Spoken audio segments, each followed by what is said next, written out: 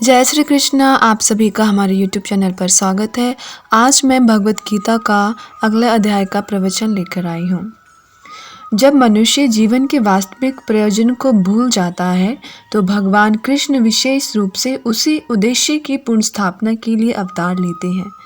तब भी असंख्य जागृत हुए लोगों में से कोई एक होता है जो वास्तव में अपनी स्थिति को जान पाता है, और यह भगवत गीता उसी के लिए कही गई है। वस्तुतः हम सभी अविद्या रूपी बाघीन के द्वारा निगल लिए गए हैं, लेकिन भगवान जीवों पर, विशेषतः मनुष्य पर कृपालु हैं। इसी उद्देश्य से उन्होंने अपने मित्र अर्जुन को अपना शिष्य बनाकर भगवत गीता का प्रवचन किया। भगवान कृष्ण का पार्षद होने के कारण अर्जुन समस्त अविद्या से मुक्त था, लेकिन कुरुक्षेत्र के युद्धस्थल में उसे अज्ञान में डाल दिया गया ताकि वह भगवान कृष्ण से जीवन की समस्याओं के विषय में प्रश्न करे, जिससे भगवान उनकी व्याख्या भावी पीढ़ियों के मनुष्य के लाभ के लिए कर दे और जीवन की योजना का निर्धारण कर दे। तब मनुष्य तदनुसार कार्य कर पाएगा और मानव के उद्देश्य को पूर्ण कर सकेगा। भगवत गीता की विषय वस्तु में 5 मूल्य सत्यों का ज्ञान निहित है। पहला, ईश्वर की विज्ञान की और फिर जीवों की स्वरूप स्थिति की विवेचना की गई है। ईश्वर का अर्थ नियंता है और जीवों का अर्थ है नियंत्रित। यदि जीव यह कहे कि वह नियंत्रित नहीं अपितु स्वतंत्र है तो वह पागल है। जीव सभी प्रकार से कम बद्ध जीवन में तो नियंत्रित है। अतएव भगवत गीता की विषय वस्तु ईश्वर स्वच्छ नियंता तथा जीव नियंत्रित जीवात्माएं से संबंधित है। इसमें प्रकृति, भौतिक प्रकृति, काल, समस्त ब्रह्मांड की कालावधि या प्रकृति का प्राकट्य तथा कर्म की भी व्याख्या है। यह दृश्य जगत विभिन्न कार्यकलापों से ओतप्रोत है। सारे जीव भिन्न भिन्न कार्यों में लगे हुए हैं। भगवत गीता से हमें अवश्य सीखना चाहिए कि ईश्वर क्या है, जीव क्या है, प्रकृति क्या है, जगत क्या है, यह काल द्वारा किस प्रकार नियंत्रित किया जाता है और जीवों के कार्यकलाप क्या है। भगवत गीता के इन 5 मूलभूत विषयों में से इसकी स्थापना की गई है कि भगवान अथवा कृष्ण अथवा ब्रह्मा या परमात्मा अथवा परम नियंता, आप जो चाहे कह ले, सबसे श्रेष्ठ है। जीव गुण में परम नियंता की ही समान है। उदाहरण, जैसा कि भगवत गीता के विभिन्न अध्यायों में बताया जाएगा, भगवान भौतिक प्रकृति के समस्त कार्यों के ऊपर नियंत्रण रखते हैं। भौतिक प्रकृति स्वतंत्र नहीं है, वह परमेश्वर के निर्देशन में कार्य करती है। जैसे कि भगवान श्री कृष्ण कहते हैं, मध्याह्न प्रकृति सुयते सचारचरम। भौतिक प्रकृति मेरे निर्देशन में कार्य करती है। जब हम दृश्य जगत में आश्चर्यजनक घटनाएं घटते देखते हैं तो हमें यह जानना चाहिए कि इस दृश्य जगत के पीछे एक नियंता है। बिना नियंत्रण के किसी का प्रकट होना संभव नहीं। नियंता को न माना बचपना है। उदाहरण, एक बालक सोच सकता है कि स्वतोचालित यान विचित्र होता है क्योंकि यह बिना घोड़े के या खींचने वाले पशु से चलता है, किंतु अभिज्ञ व्यक्ति स्वतोचालित यान की अभियांत्रिक व्यवस्था से परिचित होता है। वह सदैव जानता है कि इस यंत्र के पीछे एक व्यक्ति, एक चालक होता है। इसी प्रकार परमेश्वर वह चालक है जिसके निर्देशन में सब काम हो रहा है। भगवान ने जीवों को अपने अंश रूप में स्वीकार किया है। जैसा कि हम अगले अध्याय में देखेंगे, सोने का एक कण भी सोना है, समुद्र के जल की बूंद भी खारी होती है। इसी प्रकार हम जीवन भी परम नियंता ईश्वर या भगवान श्री कृष्ण के अंश होने के कारण सूक्ष्म मात्रा में परमेश्वर के सभी गुणों से युक्त होते हैं, क्योंकि हम सूक्ष्म ईश्वर या अधीनस्थ ईश्वर हैं। हम प्रकृति पर नियंत्रण करने का प्रयास कर रहे हैं। यद्यपि हमें भौतिक प्रकृति पर प्रभुत्व जमाने की प्रवृत्ति होती है, लेकिन हमें यह जानना चाहिए कि हम परम नियंता नहीं हैं। इसकी व्याख्या भगवत गीता में की गई है। भौतिक प्रकृति क्या है? गीता में इसकी व्याख्या अपरा प्रकृति के रूप में हुई है। जीव को परा प्रकृति कहा गया है। प्रकृति चाहे परा हो या अपरा, सदैव नियंत्रण में रहती है। प्रकृति स्त्री स्वरूपा है और वह भगवान द्वारा उसी प्रकार नियंत्रित होती है जिस प्रकार पत्नी अपने पति द्वारा। प्रकृति सदैव अधीन रहती है, उस पर भगवान का प्रभुत्व रहता है क्योंकि भगवान ही नियंत्रक है। जीव तथा भौतिक प्रकृति दोनों ही परमेश्वर द्वारा अधिशासित और नियंत्रित होते हैं।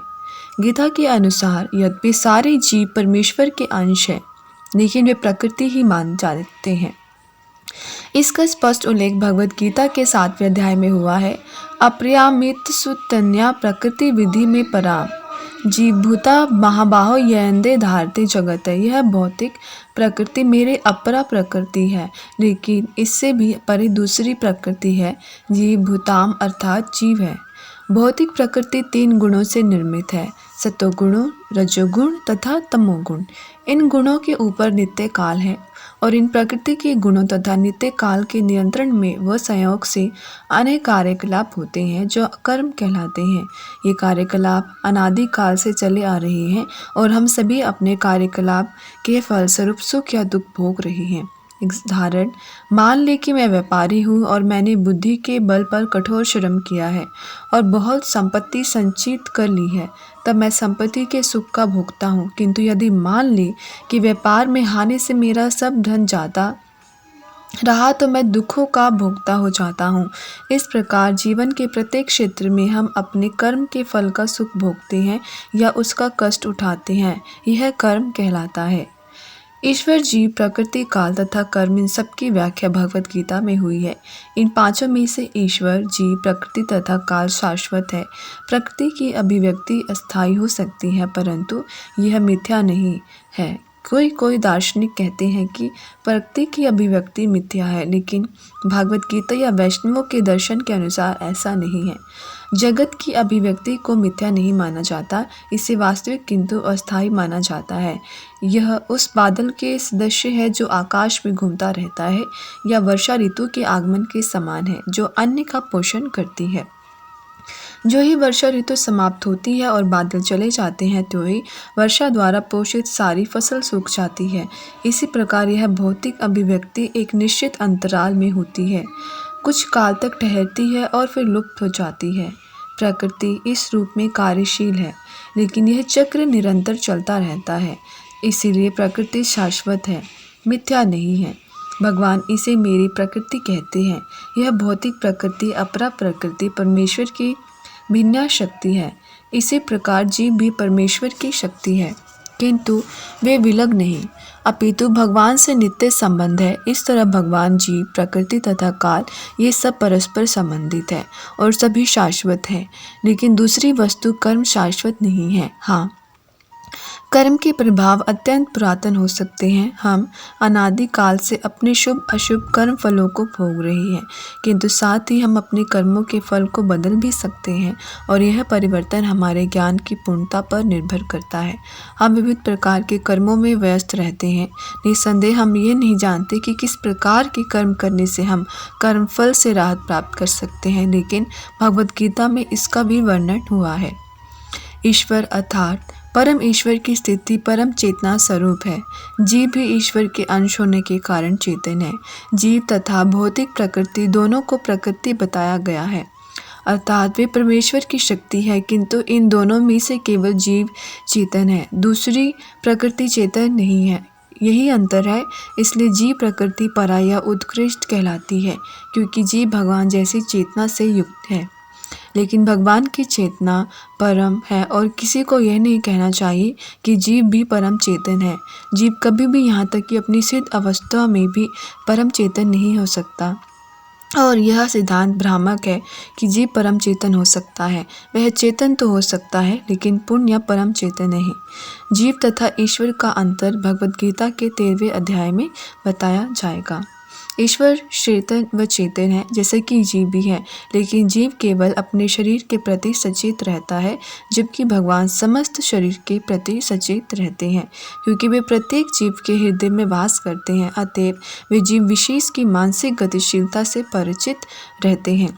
हमें यह नहीं भूलना चाहिए, यह भी बताया गया है कि परमात्मा प्रत्येक जीव के हृदय में ईश्वर या नियंता के रूप में वास कर रहे हैं और जैसा जीव चाहता है वैसा करने के लिए जीव को निर्देशित करते रहते हैं। जीव भूल जाता है कि उसे क्या करना है। पहले तो वह किसी एक विधि से कर्म करने का संकल्प करता है, लेकिन फिर वह अपने कर्म की क्रियाओं और प्रतिक्रियाओं में उलझा जाता है। एक प्रकार का शरीर त्यागने के बाद वह दूसरे शरीर ग्रहण करता है, जिस प्रकार हम वस्त्र उतारते तथा पहनते रहते हैं। इस प्रकार जब आत्मा देहांतरण कर जाता है, अंततः उसे अपने विगत कर्मों का फल भोगना पड़ता है। कार्यकलाप तभी बदल सकते हैं जब जीव सद्गुण में स्थित हो और यह समझे कि उसे कौन से कर्म करने चाहिए। यदि वह ऐसा करता है तो उसके विगत कर्मों के सारे फल बदल जाते हैं। फलस्वरूप कर्म शाश्वत नहीं है। इसलिए हमने यह कहा कि पांचों ईश्वर, जीव, प्रकृति, काल तथा कर्म से चार शास्त्र। कर्म शाश्वत नहीं है। आज की वीडियो में इतना ही। जय श्री कृष्ण।